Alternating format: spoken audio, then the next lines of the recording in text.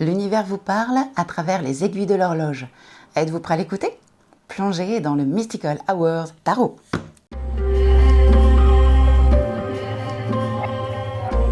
Hello mes alchimistes du destin, je suis San, tarologue spécialisée dans le domaine professionnel. Nous allons voir ensemble ce que nous réserve ce tarot. Bonjour à tous, aujourd'hui nous regardons ce Magical Hours Tarot magnifique. Regardez-moi un petit peu ce coffret. Donc ici on a le côté relure, vraiment velours, très agréable au toucher, avec cette incrustation. Ce personnage ici qui fait un câlin à un faucon est en fait incrusté, je ne sais pas si vous voyez bien, dans le fond de cette carte. C'est la carte du 9 de denier, et c'est littéralement cette carte qui m'a fait craquer totalement sur ce jeu. Il a été écrit par Cecilia Natari ainsi que illustré par Fabiana Belmonte peut-être. Donc ce coffret est tout vraiment, mais alors magnifiquement illustré. Nous avons ici la carte du pendule, nous avons ici l'empereur, et c'est la société US Game System qui a édité ce magnifique tarot. On retrouve ici quelques représentations avec le fou, la roue de fortune et le 8 d'épée. Et évidemment, ce tarot est en anglais, comme vous avez pu le constater, mais c'est un anglais qui n'est pas trop compliqué. Donc ça peut passer. De plus, il y a les applications mobiles maintenant, telles que Google Trad, qui peuvent vous aider sans problème à traduire ce bijou. Nous allons donc regarder les caractéristiques de cet article. Donc nous avons ici 16 cm sur 12 et 6 cm. Au niveau du poids, ce coffret fait 622 grammes.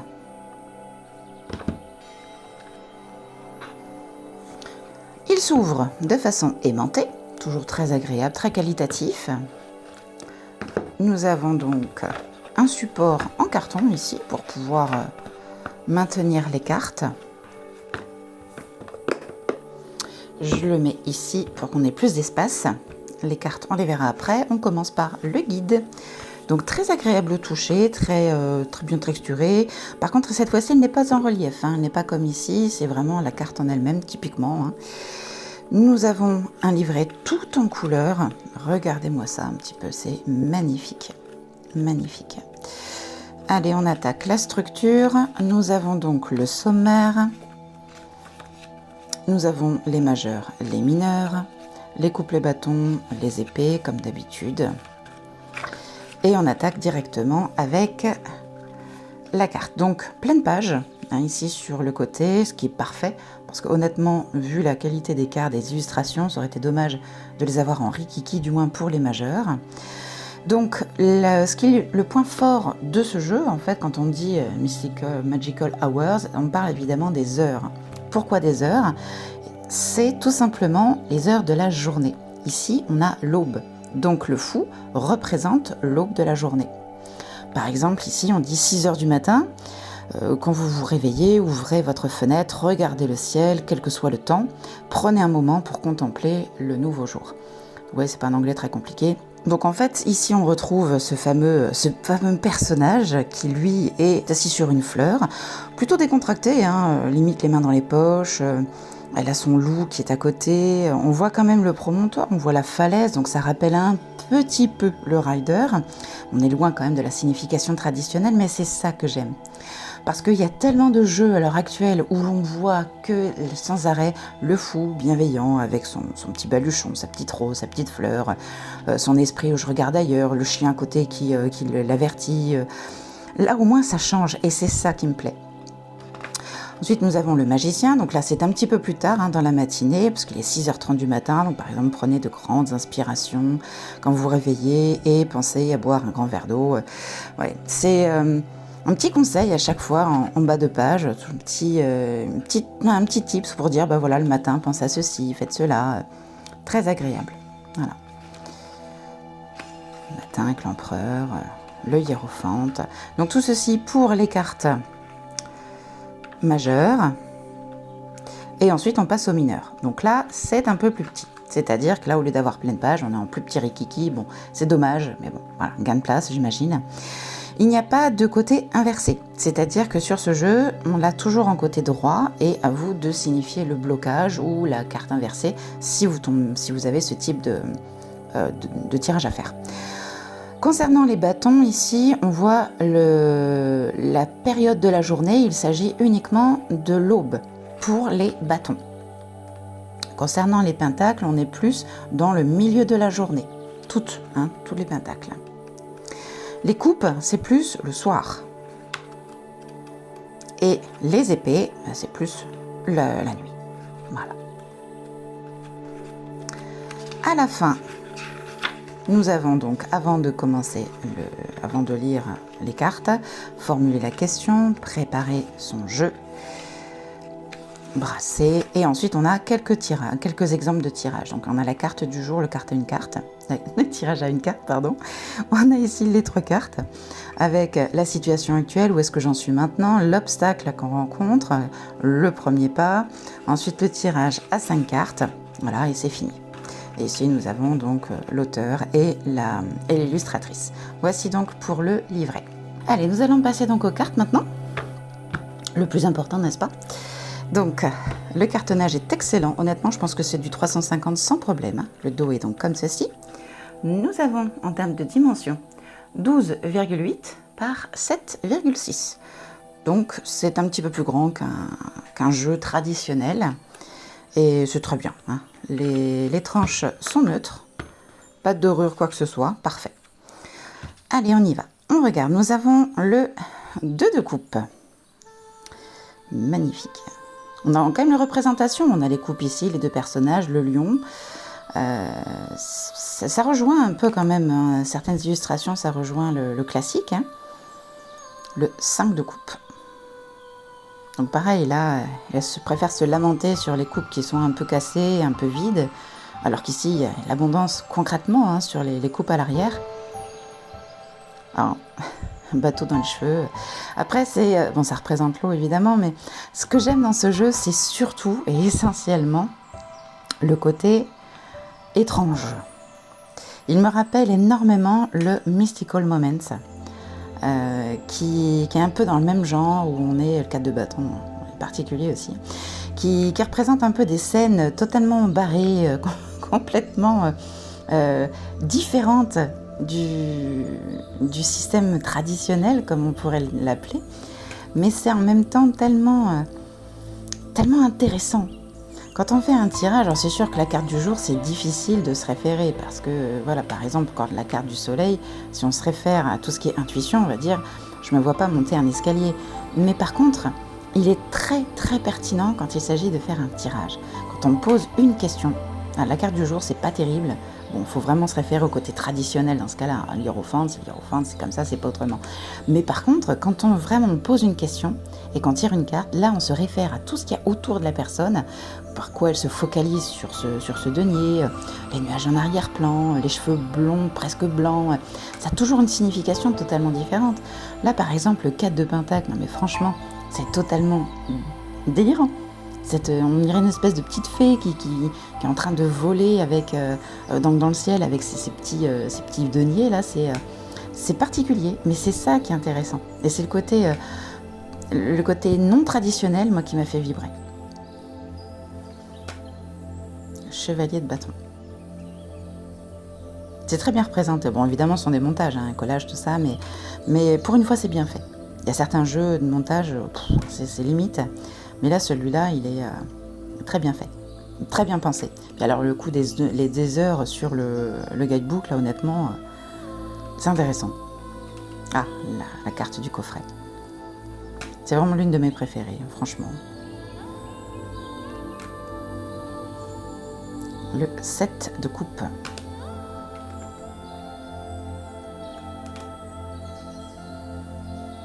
Par contre, le cartouche est un peu grand.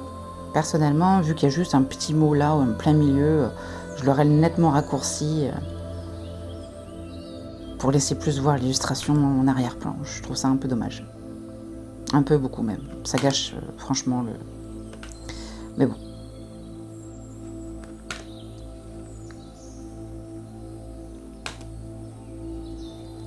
Le 4 de coupe.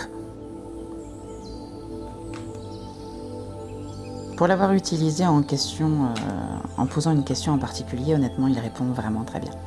Et j'étais surprise, vraiment très surprise de certaines références que j'ai pu trouver, en particulier, alors qu'avec d'autres, j'aurais pas du tout eu l'idée d'autres jeux, j'aurais pas du tout eu l'idée d'avoir cette référence-là en bas.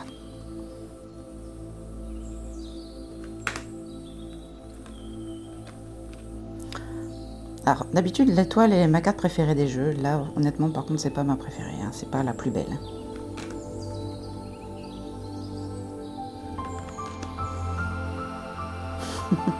Des poissons dans l'air, bien sûr, pas de souci.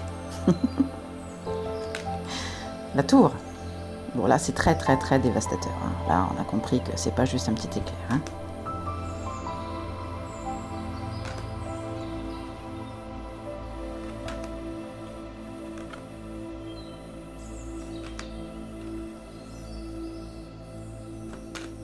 Le fameux fou dont on a vu la carte tout à l'heure.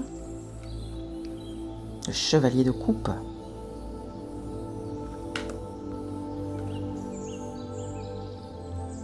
Ah, c'est pareil, un loup habillé en humain sur une barque en papier.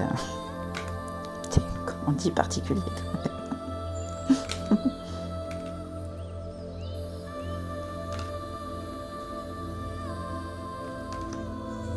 La tempérance, magnifique.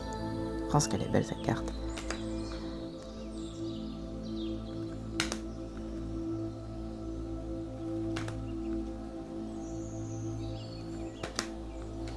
Vous pouvez me dire en commentaire hein, quelle représentation vous aimez, si c'est un type de jeu qui vous plaît, ou c'est un peu trop perché pour vous.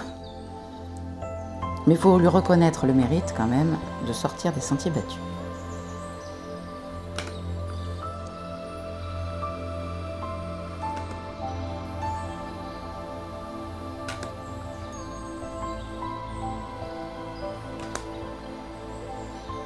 Le 4 d'épée qui représente le repos, pourquoi pas, hein, c'est très onirique là. Et dans les nuages, proche de la lune.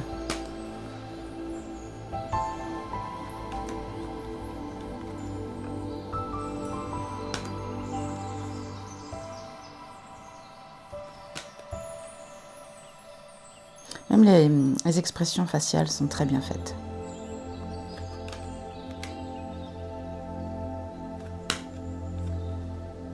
La force.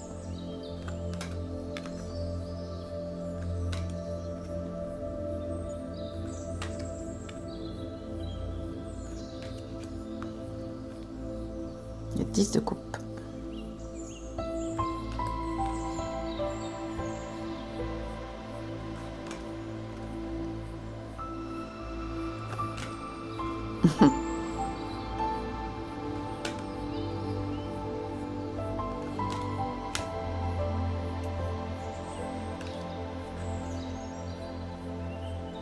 Justice. Ah, il n'y a pas d'épée cette fois-ci.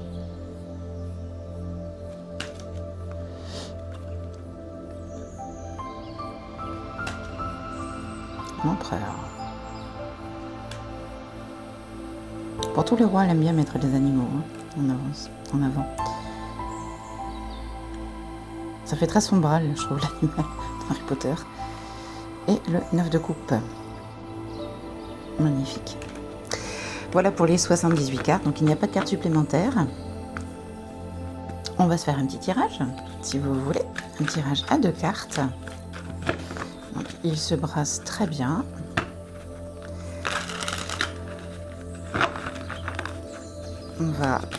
Je vais vous laisser choisir entre la carte numéro 1 et la carte numéro 2. Quel est le message qui est prévu pour vous?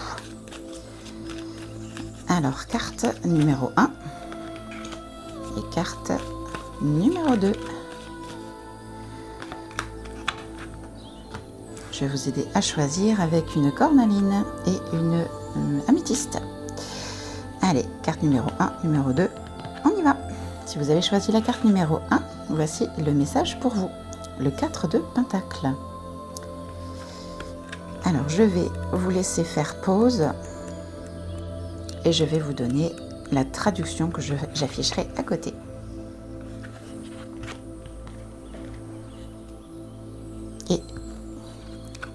Pour ceux qui ont choisi la carte numéro 2, nous avons ici la grande prêtresse. Carte numéro 2, justement. Voilà, je vous laisse faire pause, je vous mets la traduction juste ici. Voici donc pour les 2 tirages mon verdict par rapport à ce jeu. Je dirais qu'il est en un mot particulier. Et ça, j'adore. Je cherche vraiment ce type de jeu. À l'heure actuelle, j'en ai tellement des jeux traditionnels hein, qui montrent le fou, avec, comme je vous l'ai expliqué tout à l'heure, avec son petit chien, tout ça sur la falaise. C'est bien, c'est chouette, hein, les couleurs super. Mais je trouve que ce jeu, justement, sort de l'ordinaire et c'est ça qui me plaît. En ce moment, du moins. Ce jeu donc sort des sentiers battus, il est glossy, très agréable à brasser, la qualité est exceptionnelle. Il y a toutes les ethnies, on regarde absolument, même les couleurs de cheveux sont différentes, il y a vraiment beaucoup de nuances. Les expressions faciales sont très intéressantes, on peut en déduire énormément de choses lors des tirages. Le fait qu'elle tourne le dos comme ça, avec sa natte, avec ses petites fleurs, tout est vraiment très bien pensé, c'est objectif, c'est prenant, voilà. Mais surtout, comme je vous l'ai dit, surtout à utiliser quand on pose une réelle question ou un blocage, voilà. Mais la carte du jour, pas vraiment. Honnêtement, elle ne me parle pas vraiment quand je fais la carte du jour. Je m'en suis servi 1 ou 2 fois, ça ne m'a pas parlé du tout. Mais par contre, quand on fait un tirage réel avec où est-ce que j'en suis, qu'est-ce que je pourrais faire, donne-moi un conseil, qu'est-ce que je ne dois pas faire. Voilà, quand c'est vraiment une question de cet ordre-là, il est absolument parfait. Il répond, mais alors, divinement bien. Donc pour tout ceci, pour le fait que le guidebook soit en couleur, avec la particularité du matin, de l'après-midi, voilà, des horaires, je lui mets une note de 4,8 parce que je trouve ce tarot vraiment très très beau et très spécial. Voilà. Maintenant, vous pouvez me dire en commentaire ce que vous avez pensé de ce jeu. Je vous remercie d'avoir regardé cette vidéo. N'hésitez pas à liker, vous abonner et laisser un petit commentaire sympa. À bientôt pour une prochaine vidéo et prenez soin de vous.